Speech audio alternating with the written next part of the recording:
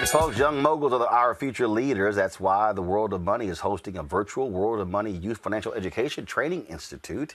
Their mission is to empower youth with a sound financial education. Joining me now with more details is Sabrina Lamb, founder, executive director of worldofmoney.org. Sabrina, glad to have you here. Money obviously is a topic that is crucially important, and the bottom line is it has to be taught, and we got to stop assuming people are getting this stuff in the class at home. Listen, we have to start, and thank you for being an advocate and delivering almost nightly master classes on the economic liberation or for the economic liberation of African Americans. And when we talk about this subject, sometimes the conversation does not include children. Our children are watching the economic disparities. They understand or they sense that something is going on. Something is behind that curtain. And so for the last 16 years, the World of Money organization has been committed and is the leading provider of immersive financial education for children ages 7 to 21. And so the only way we can start to or include in building this generational wealth gap, Roland, is to start with financial education. And speaking of that and how critically important that is, we used to, of course, have homemaking, if you will, in schools. You had trades that you were required to take. I remember that was the case in junior high and high school growing up in Houston. And it's still crazy to me that financial management is not mandatory in middle school and high schools. Well, it won't be. And here's why. Many teachers, they always say, or parents say, why isn't World of Money in every school? Well, when you hear from teachers, they say, look, my own financial house is on fire. I don't understand this stuff. No one taught me, or I didn't attend school with this, or I don't know how to, manage money myself. But when you deliver, it's really important who teaches the financial education, because often, and we know this financial education everywhere. If we Google it, it's everywhere. But it has to be delivered to respond to the person that we want to teach. And as it relates to children, particularly African-American children, first we need to start, because everybody knows, well, you should budget, you should save. Start with teaching our children that their very life, Roland, is worth saving. We have to start there, because many children, particularly African-American children, do not believe culturally this is anything that we do. We don't live financially secure lives. We're only consumers. We demonstrate our self-worth, many children believe, by being consumers. Whose name do we have on our body? And so at World of Money, we bring children, from a consumer mindset to being savers and investors, and really important, Roland, being philanthropists. Because we believe that you can't give, or nothing can enter a closed fist. And so our children are provided with a holistic financial education, starting with Mansa Musa, one of the richest human beings in the world, originally from Mali. Well, bottom line is this here. You have to, as far as I'm concerned, we have to be there, because we cannot have another generation who grows up who doesn't understand money, who doesn't understand negotiation, who doesn't understand investment, who doesn't understand savings, who doesn't understand credit scores, and how critically important that is when you're just starting off after college, or heck, even while you're there. That's right. And so one of the things we teach at World of Money, never sign a document you don't understand what it is. And many of us do. And when we ask parents or children, why did you sign that document? Why did you sign that loan document? Many believe they don't have the right to say no. Or why do you use those predatory institutions in your neighborhood that are only in our neighborhoods? The payday loans, the check cashing, the rent centers, only in communities where it's demonstrated there is zero financial education. And when children are taught, oh my gosh, this what the financial result or impact of continuing to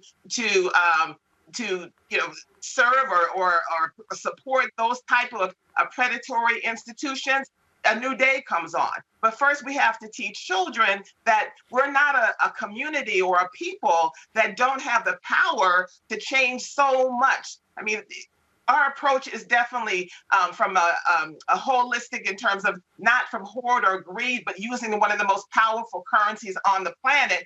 And we teach our children also how our people have leveraged the power of their economics to achieve human rights liberation from, Montgomery bus boycott and so on. Apartheid. Questions for our panel here. I'll start first with Candace. I'm wondering, what do you think the solution is in terms of first steps to teach young people how to get in the game? I'm barely hearing Candace. I know she asked something, but I barely could make out what Candace, ask the question again, because Sabrina couldn't really hear your question. Okay, can you hear me now? I heard you say that, yes. Go ahead. Okay. In terms of what are some of the first steps that you think young people should be taught in order to get into the game of that economic building and wealth building and understanding that they're not just consumers? I heard in order to get young people into the wealth building, and then I did not hear the remainder of what you said. In order for them to be entrepreneurs and not just consumers. Okay, so that is part of it. If you're not a saver, an investor, an entrepreneur, a philanthropist, and so forth, you don't have a proper or a holistic engagement with money. We definitely teach at worldofmoney.org entrepreneurship, because we encourage everyone to have another stream of income, not just one, delivering on a job, which is probably great, or a career, but how to create other tools so that you can have another stream of income in your life. And because our children are so brilliant, they have the capacity to create businesses and income streams that we never even thought of. And so that's what we really encourage to teach at worldmoney.org. All right, question from Xavier. Yes, thank you for your advocacy. Why do you think that the age 7 is the age to get started in terms of your programs and in getting financial literacy? Xavier, let me tell you something. These little children, they understand the power of money. They've been watching their parents argue, fuss, and fight, take out money from their purse or their wallet to go to the store since they were in their crib.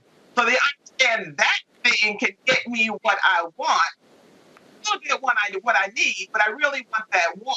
And so started at age 7 because we want to start to rearrange how children feel about interacting with money, that they can become financial team players in the household, so that families, which I believe are businesses that have revenue and expenses and goals and so forth, so families can come together with their children.